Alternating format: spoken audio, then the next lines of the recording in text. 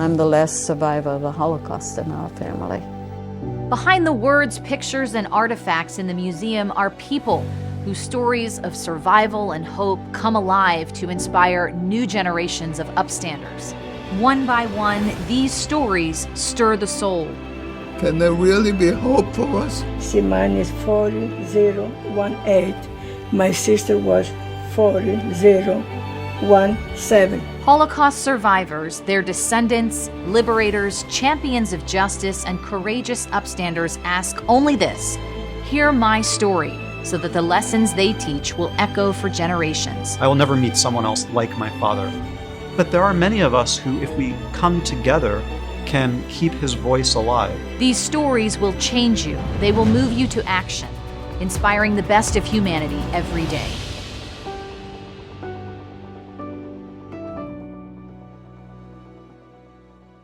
I'm Jackie Congedo, and in this episode, we hear from Rob Herman, the son of two Holocaust survivors. His parents, Ed and Helina, were both deeply impacted as Jewish children in Poland during the Holocaust. Ed was smuggled out of the Warsaw ghetto by his mother and ended up living on the streets before being taken in by an orphanage. Helina was hidden in a Catholic family for years without even knowing her true identity as a Jew. Despite steep odds and the loss of family members, Ed and Helina survived the war, got married, and raised their children. And now their son Rob is picking up the mantle of carrying on his family's legacy and sat down with us to tell their story. Rob, thank you so much for being here with me today to talk about your family's incredible story. Welcome. Thank you very much, Trinity. It's a pleasure to be here with you. Glad to be a part of it. And we've known each other for many years, and I've learned really your family story through you. So I'm really excited to talk about your family more and hear how they're doing today after the many years. I feel like I know them, even though I've never met them. Absolutely. Well, it's been a pleasure getting to know you over the years. And I think I have a responsibility now as my parents get older to continue on their story, the legacy of our family, given the historical context with surviving the Holocaust. The story of your parents' survival during the war is miraculous. And actually, your father, Ed, described his own story as this: my personal journey is a narrative of strong faith, growing up in a hurry, resilience, and strength in the face of adversity. A story of close escapes against all odds and miraculous survival.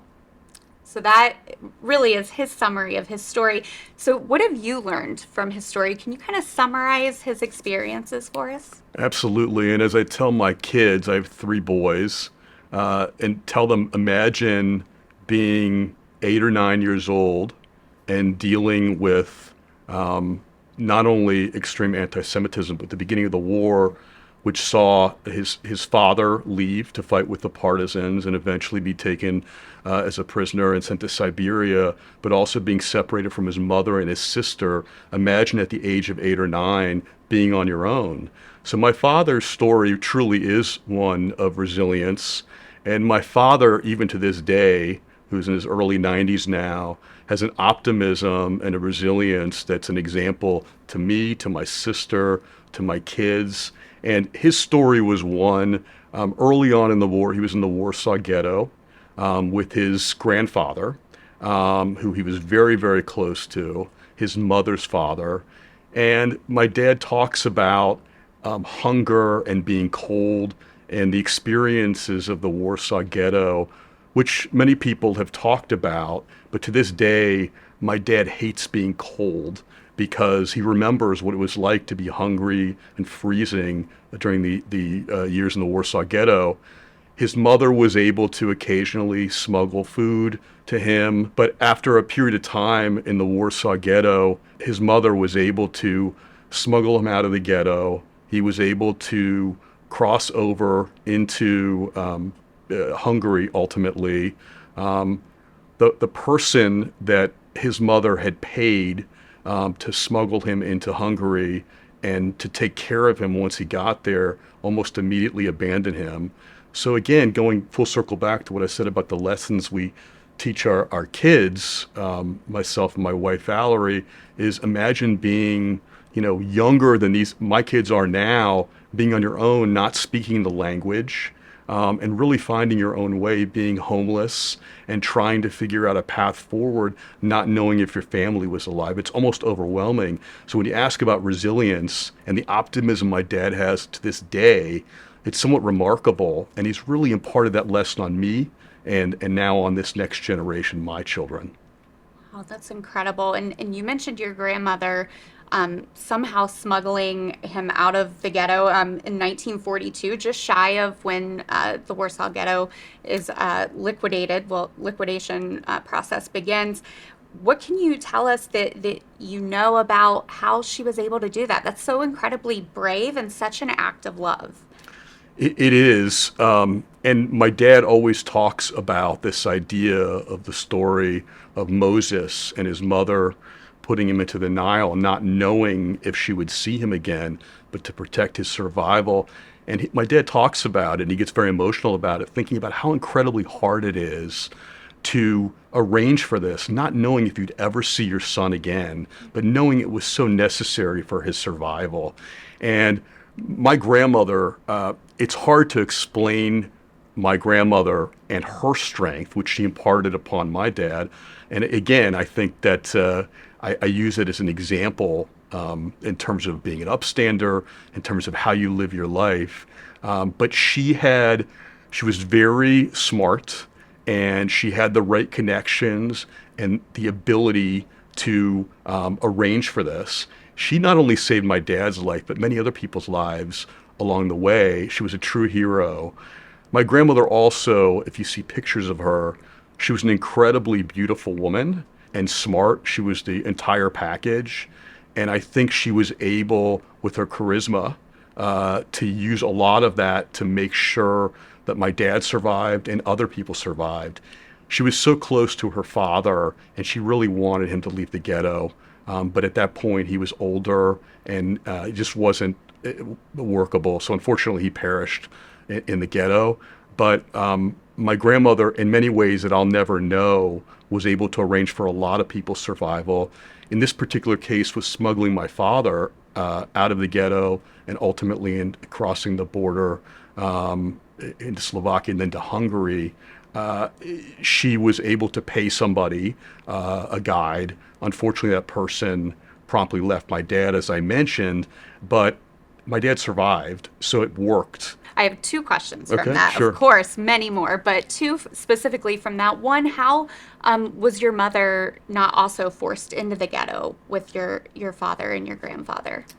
So my mother's story is a little bit different. My mother... Oh, I'm so sorry. Yeah. Your father's mother. Oh, How was she not in the ghetto? yeah, she was on Christian papers with my dad's sister. They were a little bit more fair-skinned and could pass as Christians. My dad, not so much. He's a little darker-skinned. He mentions, and I think in his book and separately, that he tried to dye his hair blonde to look more fair, but he said it only pointed out more so that he was darker-skinned and it just didn't fit. So he looked Jewish. So they separated. So she was living during a large part of the war under Christian papers with my dad's sister, my aunt. So it worked for her, and she was also able to be helpful to other people and help them survive. But she lived as a Christian during the war for the most part. Wow. And you said that your grandfather was in the military. What do you know of his story? Yeah, so my grandfather early on in the war, my father was also very close to his father, my grandfather. And early in the war, my grandfather decided to fight with the partisans and fight against the oppression that was already starting to happen in Poland. Unfortunately, very early in the war, he was captured by the Russians when he crossed over the border. He was taken to Siberia. I think he suffered significantly, but he was able to join Anders' army and actually went to the Middle East during the war. With a British army led by a General Anders. And so he ended up, my grandfather and the rest of the family didn't know if he was alive during the war or after the war. He ended up in Israel. And the family was eventually reunited. It was a complicated story because he didn't know they were alive. and he ultimately remarried and had a son, my uncle. But after he found out my father and his mother, my grandfather's wife, my dad's mother, and my aunt, my dad's sister, were alive, they were reunited in Israel and lived in Israel. But he went from Siberia to the Middle East, stayed in Israel after the war, and eventually reunited with his family. It's a pretty incredible story. Incredible. And then when did they went to Canada, correct? From Israel? That's exactly right. So my grandfather and my grandmother and my aunt all went to Montreal. My dad stayed for a time, was in the Israeli army, and eventually went to Montreal and joined them in the early 50s. Do you know why they chose Canada? I think at that point, everybody was looking for a fresh start. In Israel, I think my grandfather wanted to come to North America. I think there were multiple options on the table, and saw Canada and Montreal as a way to really start fresh and build a new life. He had spent some time in Israel, but decided he wanted to be in North America. And I think the rest of the family was supportive of that. And eventually my father found his way there too. Amazing. And to go backwards, what was their pre-war life like? Yeah, it's really interesting. And this speaks to the change that the war brought. My grandfather was a successful businessman. He had grown up Orthodox, but decided he didn't want to be part of Orthodox Judaism. He was still involved in the Jewish community, but became a businessman. I think his father, my great-grandfather, saw him as a future rabbi. That wasn't for him. He had a great head for business, and he became a successful businessman in a town called Katowice. And they lived a very good life. They had a driver. They had a nice place to live. So the war really upended that, where I think my father in his early years had grown up feeling very comfortable and confident about life, and that changed pretty quickly. That being said, even when he was a kid, he does remember disparate incidents of anti-Semitism. So things were certainly not perfect in Poland, but the Jewish community was pretty self-contained, and I think he felt very comfortable in his life, and the war, of course, upended that. Did he ever share any experiences with direct anti-Semitism and how he persevered through that? I think more of that came when the war really started, but he talked about, being called some pretty ugly things, or kids throwing rocks at him, and those kinds of things. So I think it gave him a sense of what discrimination, anti-Semitism was like. I don't think he experienced it pre-war on a daily basis. But that flipped very quickly to one of survival, where he realized if, he was seen as Jewish once the war started, and certainly after the war started, if anybody was to see he was circumcised, it would be the difference between life and death. So that those early pieces of anti-Semitism were in his thought process, but it really became one of survival once the war started. Yeah, and you touched on this a little bit when he was smuggled out of the Warsaw ghetto and makes it to Budapest, and then he's just abandoned in this coffee shop. And this is a really pivotal moment in his story, right? He doesn't know the language, and he's left alone, and he's scared. What happens? How does he continue on from that? I think for my dad, it's the single biggest moment of his life. It's so pivotal. It's so emotional. Even now, my dad is 92 years old, and if you asked him what the most significant moment of his life was in terms of emotion and just not knowing where his life was headed, that would be it. What happened was he was abandoned in his crowded cafe, didn't speak the language, but there were enough people there that saw, and my dad was crying softly in a corner. I mean, but imagine, at his age, what he was dealing with. He was able to hold it together. Somebody took him to a woman's house for a meal. And that, even though it was far from being a perfect situation, this woman, Mrs. Schweitzer, in Hungary, gave him a meal, and told him he could come back again for meals. That being said, my father was homeless at that point. He slept in churches, he slept on streets, he dealt with bed bugs, wherever he was, and lice and everything else. So it was far from perfect, but he was able to use that kindness of somebody being an upstander and bringing him in for an occasional meal.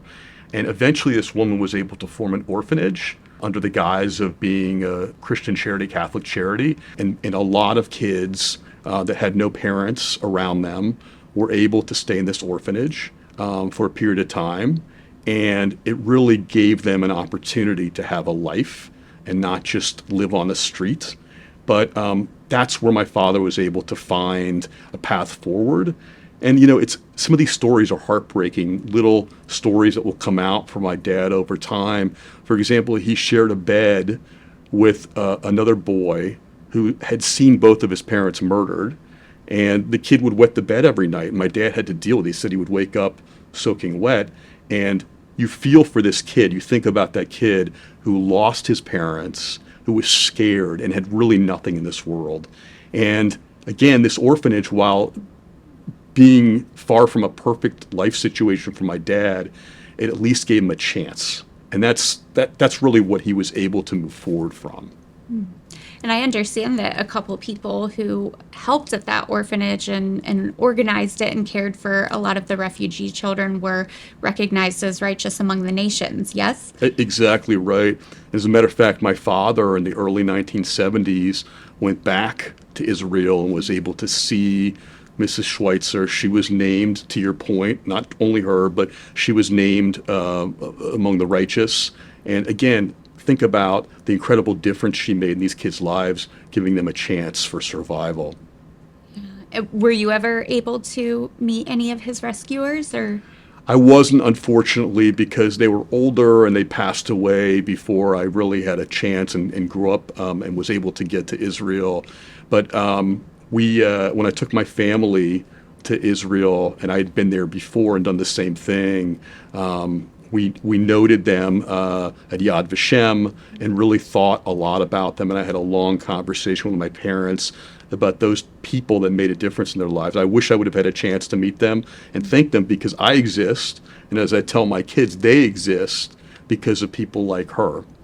That's amazing. So when you were at Yad Vashem and you were looking up their names, what was that moment like for you to also share that with your family, see this name, know that legacy? What was that feeling like? It's incredible. And I think I felt it even more on a trip we took to Poland recently.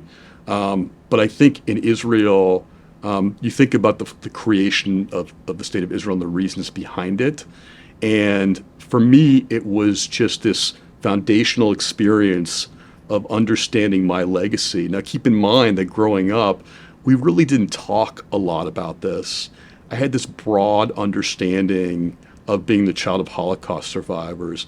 It really wasn't until I was an adult, even late into my 20s, that I understood the gravity of that. And it's an ongoing experience of understanding what my legacy means. I think about that a lot, and I discover new things about my parents' legacy even now. But it was a foundational moment for me to understand where I came from. And again, I grew up. Today is different than it was even 30 years ago, understanding that diversity and differences are not something to be embarrassed by. My parents both had accents, and I was the first person in my family born in the United States, and I almost hid that fact, in part because I didn't understand what the Holocaust was all about. I knew it from a textbook. I knew it from a broad understanding, but it wasn't something we talked a lot about, and it certainly wasn't something my grandparents really talked about.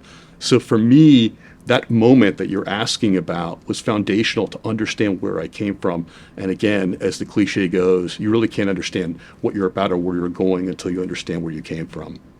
It's so beautiful, and what a powerful moment. I didn't know how powerful that moment was in your life, and just in the time I have known you and how dedicated you are to this education and raising awareness about hatred and anti-Semitism. in the Holocaust. That's really powerful to hear.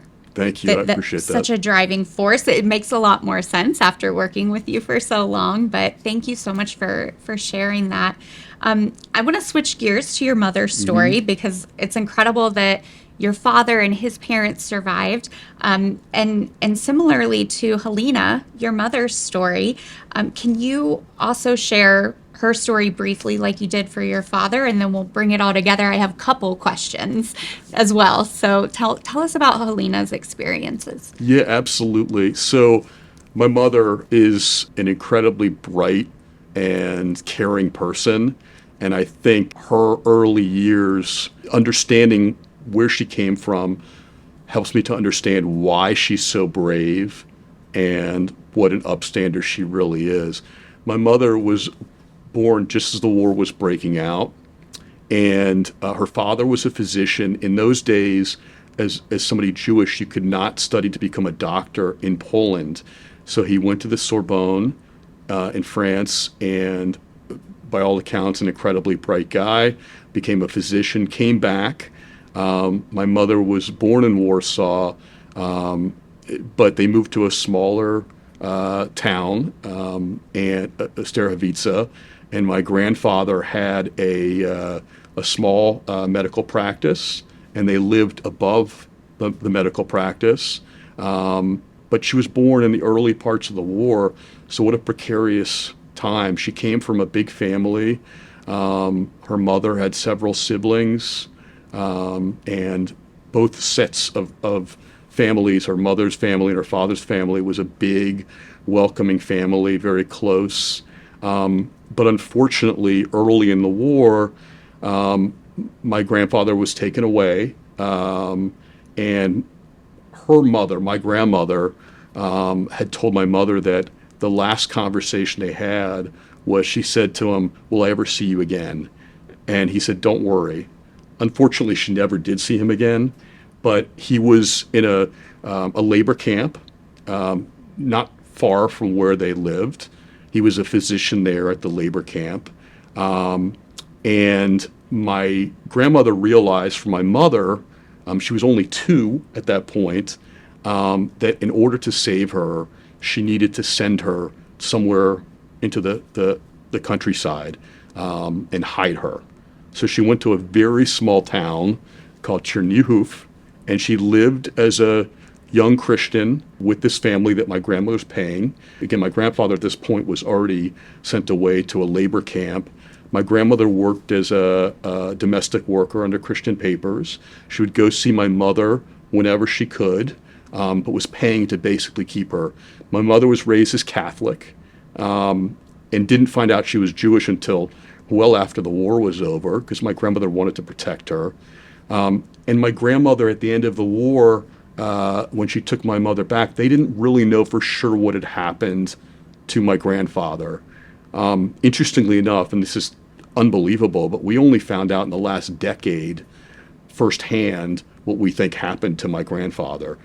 My grandmother knew my grandfather was gone, but my mother held out hopes that she would magically see him on the street, or there would be some kind of reuniting that he was actually alive. Unfortunately, it wasn't meant to be. But my mother, post-war, continued to assume she was Catholic, and she participated in Mass, and even now feels a connection because of those childhood memories to the church.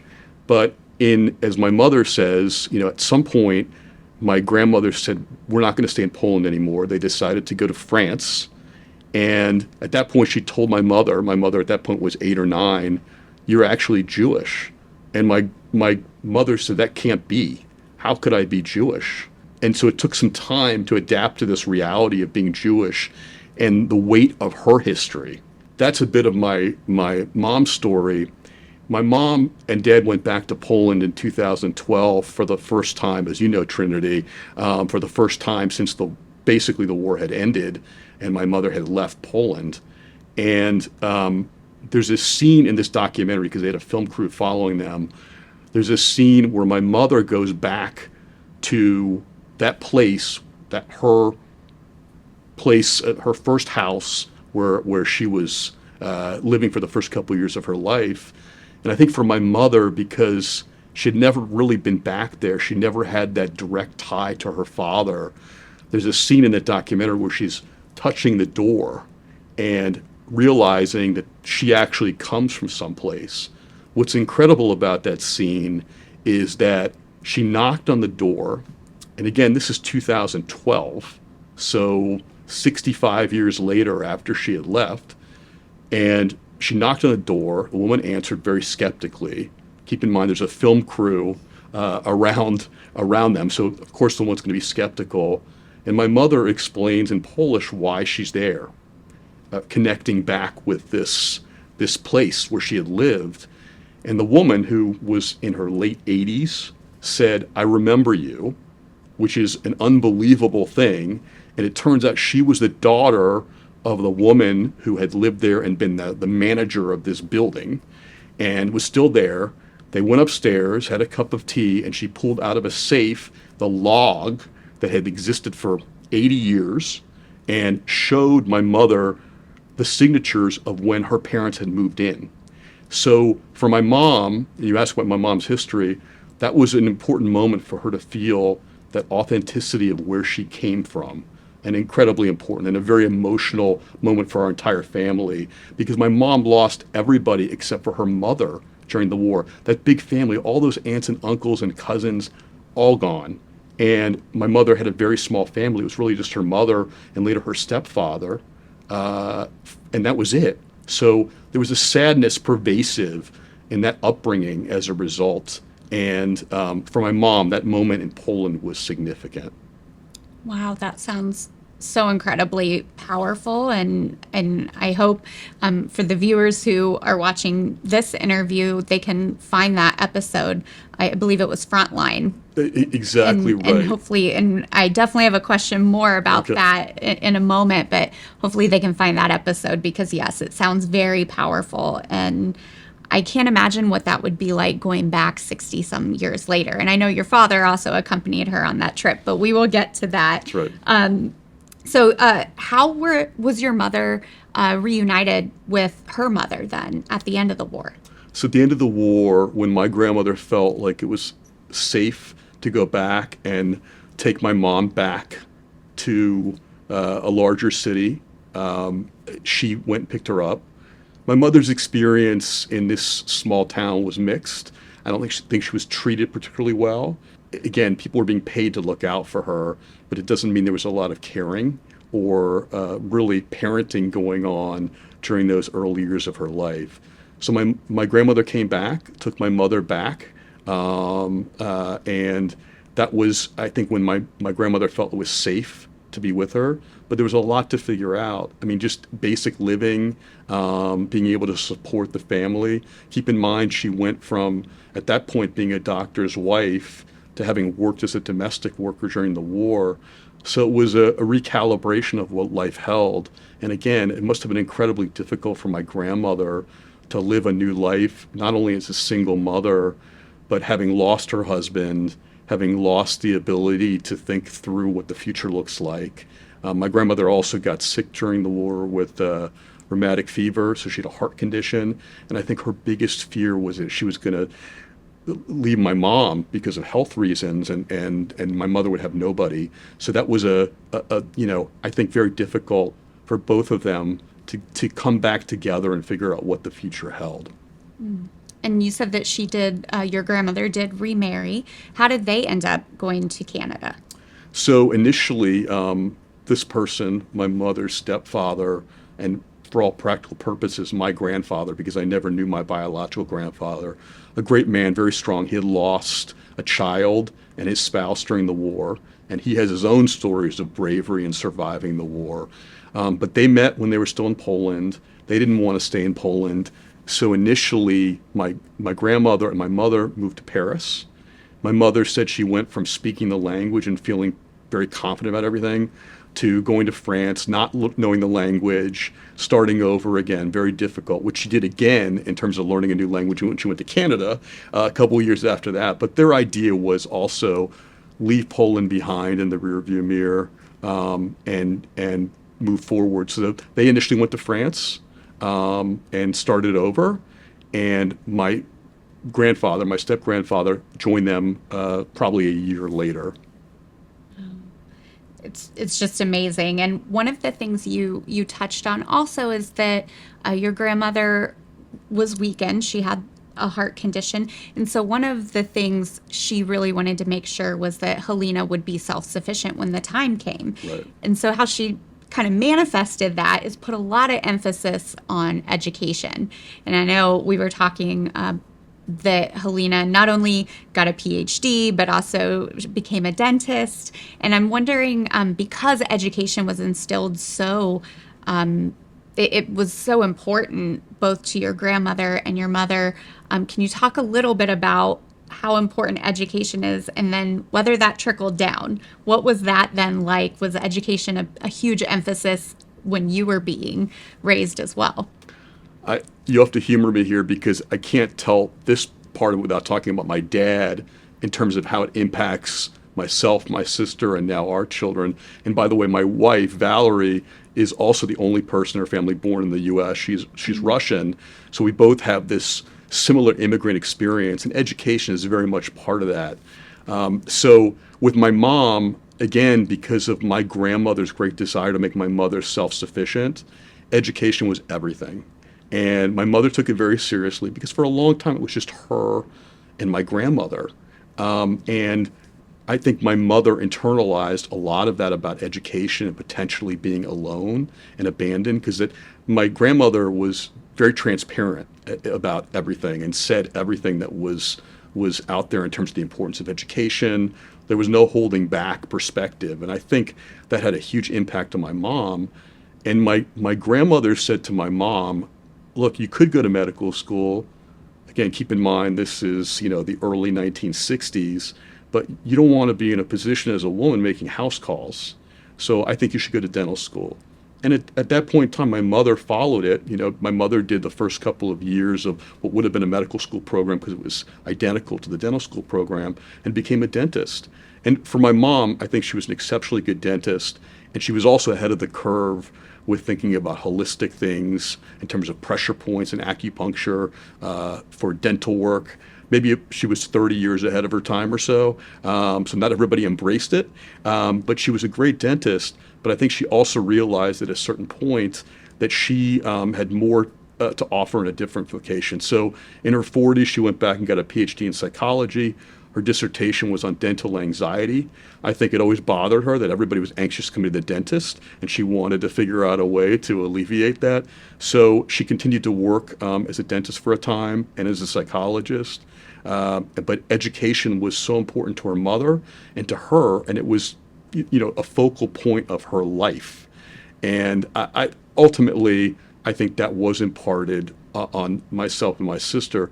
What's interesting is, keep in mind, my parents, both Holocaust survivors, met in Montreal, somewhat randomly, similar backgrounds, but my father's perspective on education was completely different because my father, because he was older, never really had formal schooling in a traditional sense. And also the perspective of his family and education was very different. So after the war, he was in a trade school learning how to fix optical lenses for cameras, sewing machines, and had jobs and wasn't really sure what he wanted to do. And someone in Israel, a gentleman named Mr. May, gave my dad a book about economics, and it opened my dad's mind. And this guy encouraged my dad to get an education. This was, around the time my dad was in Israel in the Israeli army. So my father, without any real formal schooling, when he got to Montreal, he started going to night school, started with a 2-year degree, translated it into a 4-year degree, and decided to go get a PhD. So they had different paths to education. But needless to say, education for myself and my sister, and I think now for this next generation, my sons, is incredibly important. And education is an individual experience. It doesn't mean you need to get this degree or that degree, but what it affords you, the opportunity it affords you. And again, education can be a traditional education, it can be a non-traditional education, but it gives you that pathway forward And I think my mother and my father, for reasons you just heard, have the same perspective ultimately, but got there in different ways. It's amazing. And you led me right to my next question, actually. It's something your mother said at one point, that she was hesitant to marry another survivor. So I'm wondering if you can share the story of how they did meet, and then ultimately, how did they come to Cincinnati? Because they were here for a while. Yeah, they absolutely were. And Cincinnati, I think, is the longest single place they've ever lived in their lives, which is interesting when you consider their history. So there was a hesitation. I mean, I think when you think about that shared trauma and background, and also, again, immigrants weren't looked at in a way that was necessarily positive. And I think there was hesitation, probably more on my mom's side, but I don't know for sure. I haven't asked my dad that question, in the context of what does that bring to the surface for her mother, for her. I think there was hesitation from that perspective. And also, I think my dad jokes that he brought a briefcase with his education credentials for his future mother-in-law to prove to her that he was serious about education. I think there was some uncertainty about where he was going with his life too, and he really had to show it. I think as they got to know each other, they realized it was a very strong fit. And their 60 plus years of marriage, what I think it's taught me is the incredible bond. It's a partnership and a friendship that has endured. But their shared history is actually an asset, not a liability. But to your question, I think at a certain point, my mother realized that, but early on there was a hesitation because she wasn't sure what that brought with it. And in ways that maybe she couldn't even truly understand at that point in her life. And then what brought them to Cincinnati then? So, my father was an academic. He was working for the Canadian government. He got a teaching job in Plattsburgh, New York, which was close to Montreal, so he would go back and forth a fair bit. But ultimately, he wanted to progress in academia, and he saw an opportunity, a path to being a full professor at the University of Cincinnati. They'd never been to Cincinnati before. They barely knew anything about it. And like a lot of things, they viewed it as, okay, we'll see how we like Cincinnati and do it for a couple of years and see where it leads us.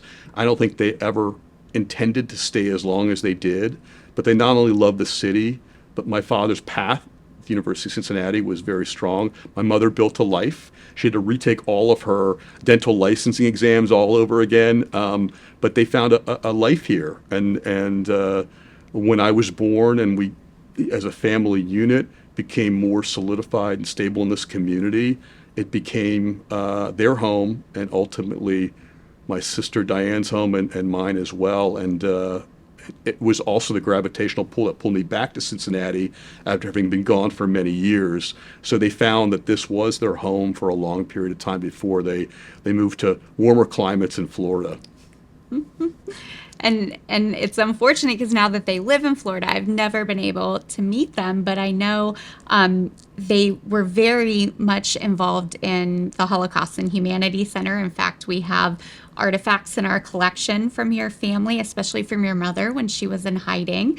And actually that plays a little bit into my next question, because we talked about the trauma of your father, being abandoned in that coffee shop in Budapest. And your mother said that the Holocaust, during the Holocaust, there was no such thing as childhood.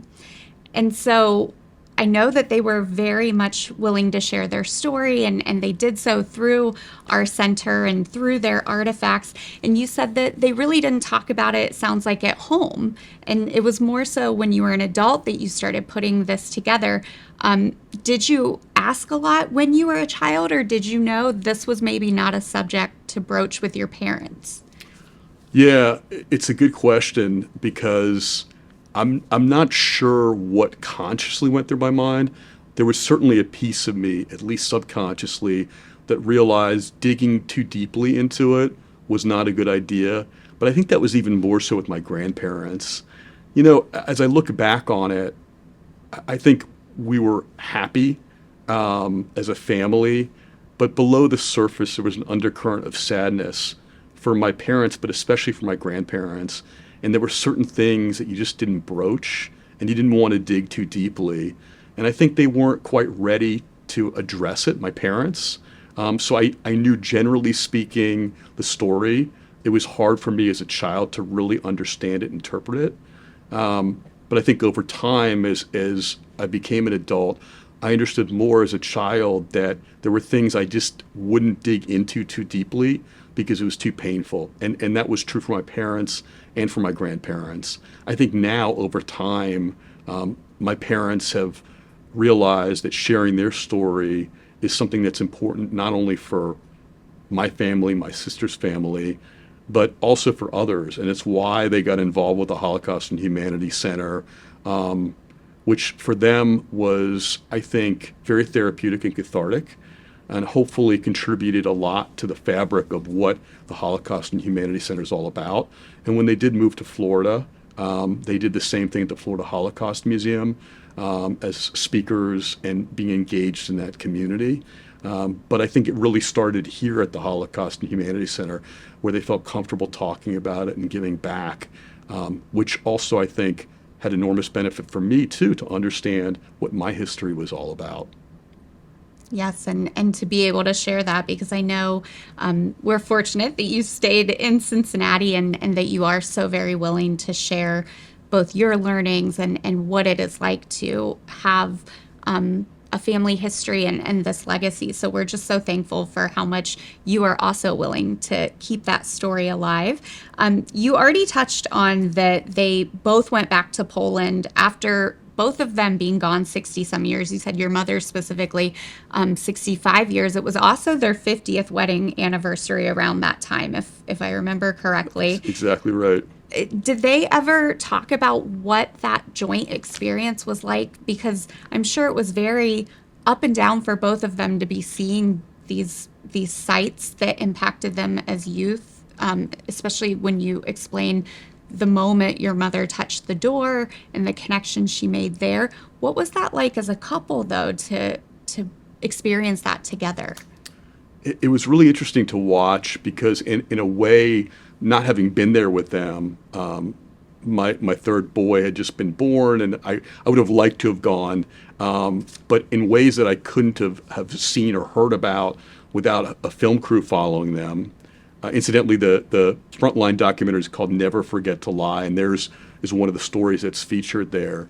For them to see them together was really interesting for me to view, because I oftentimes think about their stories separately, but to see the convergence of their stories in this documentary is really interesting, and to see the bond between them, which I think for many years, and I've asked them this question, for many years early in their marriage, I don't think it was something they really talked about a lot, even between the two of them. And to see that experience and being able to share it together, I think was important for both of them. And it was really meaningful for me to see that shared experience, because although their stories are different, their childhoods really were lost. They really did not have a childhood in a traditional sense.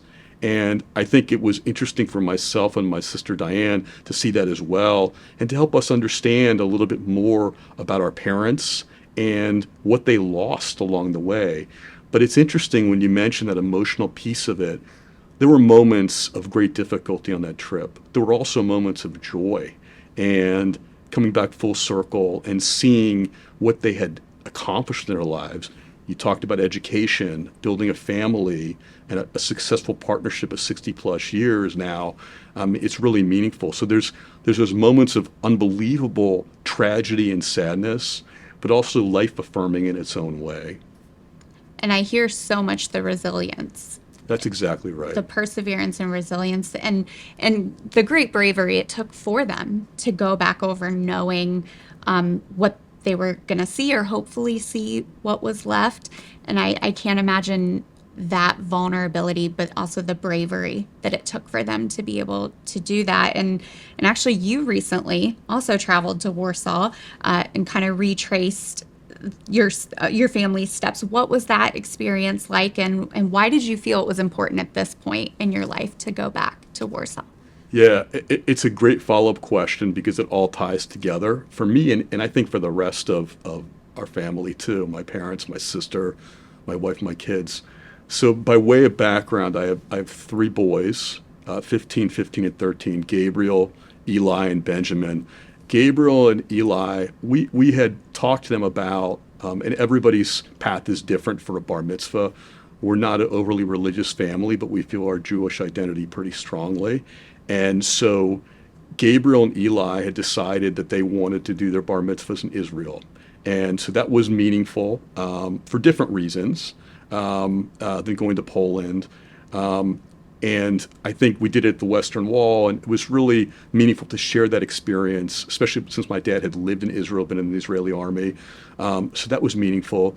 And 2 years later, Benji, who just turned 13, my youngest boy, we had talked about it. He decided, and this was his idea, which we were fully supportive of, because I hadn't really gotten my head around going to Poland and contemplated what that would mean. In the back of my mind, I always wanted to go back. I wasn't sure when that would be and how we would do it. But he decided, and again, as a family, we had kind of decided that we wanted to do something significant in some way, historically, and for our family, that meant going to some place of consequence, that he wanted to do his bar mitzvah in Poland, given his parents were both born in, grandparents on my side were both born in Warsaw. And so it was him driving that decision. My other boys, Gabriel and Eli, were excited and supportive of this since they had done theirs in Israel. My wife, Valerie, and I were also supportive of it, but coordinating that is a whole different story. And finding a rabbi, which we did in Warsaw, and it was an incredible experience as a bar mitzvah. But for me and for the rest of my family, understanding the weight of that legacy was incredibly important. So that the decision tree was initially driven by him, making sure it was a viable path and coordinating that. And we got a lot of help along the way in coordinating it, including from Louis Camrus, the rabbi at Wise Temple here in Cincinnati. But it was really a path that we felt increasingly was important to really explore our roots. So for us, being in Warsaw and then in Krakow and having these experiences, being on the same ground as my parents had been, was incredibly meaningful. Again, Benji did a great job with his bar mitzvah. His brothers were very supportive. The congregation was warm. We felt like we had made true friends there, and it was all ages and all different kinds of histories, including people that had been born before or during the war and had stayed in Poland, a totally different mindset. But these people were supportive, and we felt like this congregation was a second home after a couple of days in Warsaw. But some of the experiences in Warsaw really brought home the experience for us. And one of those experiences was going to the Jewish cemetery and finding my great-grandmother's, my father's grandmother's grave in the Jewish cemetery. For context, the Jewish cemetery in Warsaw is enormous. It's got over 100,000 graves. And there are newer headstones in the front of the cemetery, but towards the very back, you walk a long way. 100,000 grave sites is a very big cemetery. Walking for what seemed like forever, we were able to coordinate through a local guide and with the head of the cemetery to find my great-grandmother's headstone. And it was not an easy experience. And keep in mind, it was in the back of the cemetery. There were trees covering it. Nobody ever walks back that far in the cemetery. She passed away in 1924 when my grandmother was 15. She had two younger sisters, which she took care of, whether they wanted her to take care of them or not.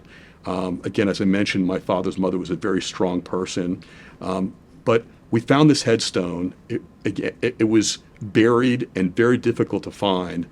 And we called up my parents in the U.S., and we recited the Mourner's Kaddish while we were at the gravesite because nobody else that perished from my mother's or father's side has a headstone.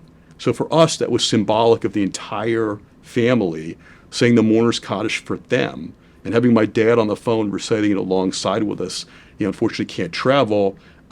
It was an incredible experience, full circle experience, life affirming, and so meaningful. So to your question, it really is something that profoundly impacted me. And I would say one of the most profound experiences of my life because it made me realize directly where I was from. I was on the same ground as my great-grandfather, who was perished in the Warsaw ghetto.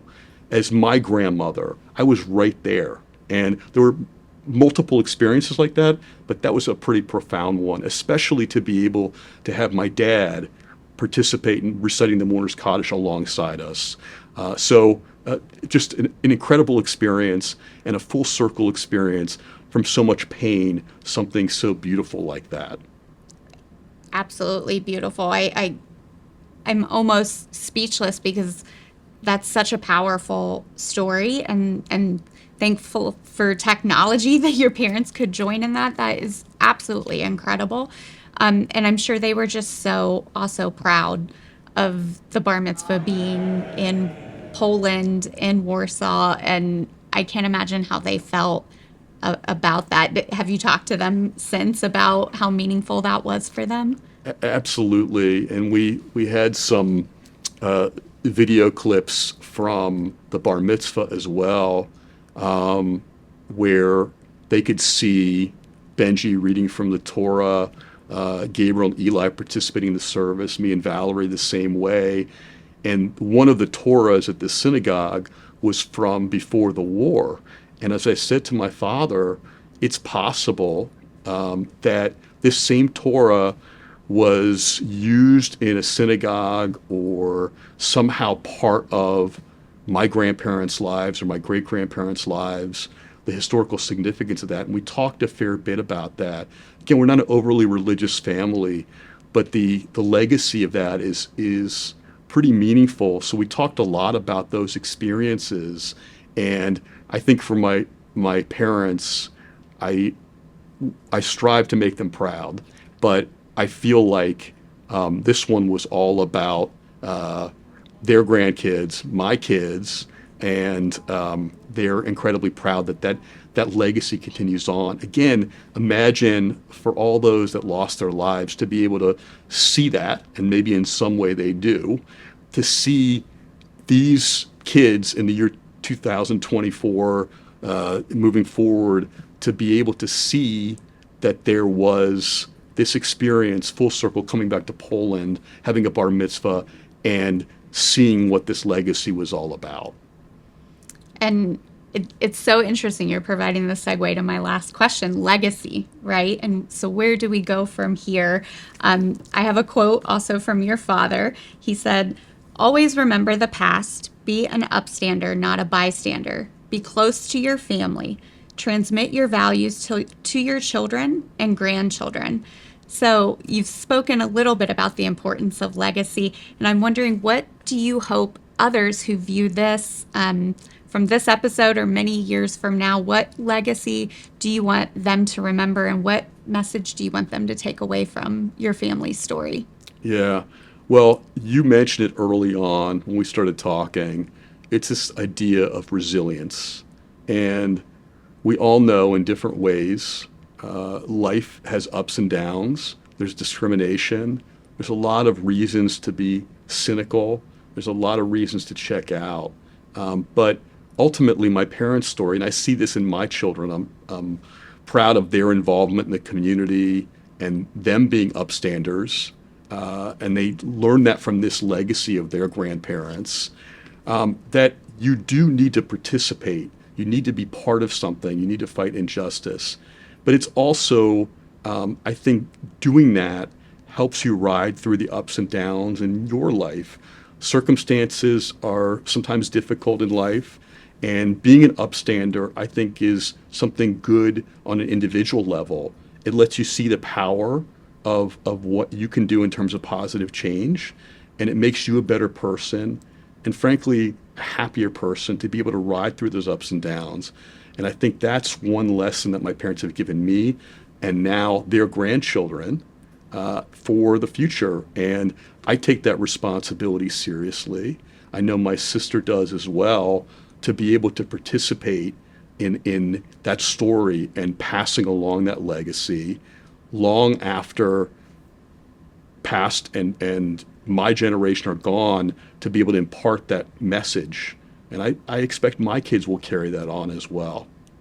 Well, Rob, thank you so much for being with me in conversation today and sharing about your amazing parents and your family. And thank you for everything you do to continue to educate others about the Holocaust. And it's so great to have your friendship and also your support of the center. And we're just so excited to continue to share your family story with you. So thank you for being with me today. It's a pleasure, and I'm looking forward to our continued work and friendship together. And I'm looking forward to being a part of the Holocaust and Humanities Center for many years to come. Thank you. Thank you. To make sure you don't miss an episode, subscribe to our channel on YouTube. Let us know your thoughts on this episode. Our email is in the show notes. You can also connect with us on Instagram and TikTok at Holocaust and Humanity, and X and Facebook at CincyHHC. Hear My Story is a production of the Nancy and David Wolf Holocaust and Humanities Center. The center's mission is to ensure that the lessons of the Holocaust inspire action today. This series is part of the Cynthia and Harold Gutman Family Center for Storytelling and is generously supported by Margaret and Michael Valentine. Visit us in person at Historic Union Terminal in Cincinnati, Ohio, or online at holocaustandhumanity.org. Managing producer is Ann Thompson. Consulting producer is Joyce Kamen. Technical producer is Robert Mills. Technical director is Josh Emerson. Select music is by Kik Lee. This is recorded at the Nancy and David Wolf Holocaust and Humanities Center in Cincinnati, Ohio.